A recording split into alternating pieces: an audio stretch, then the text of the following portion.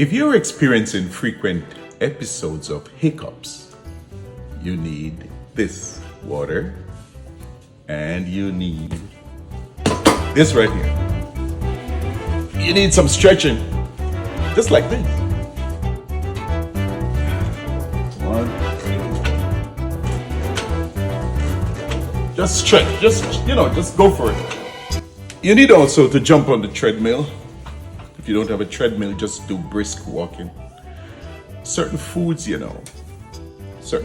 we eat can contribute to frequent hiccups.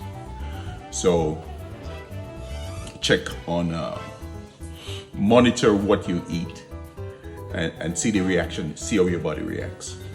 I hope this helps because it helps me. Let me know it works out for you.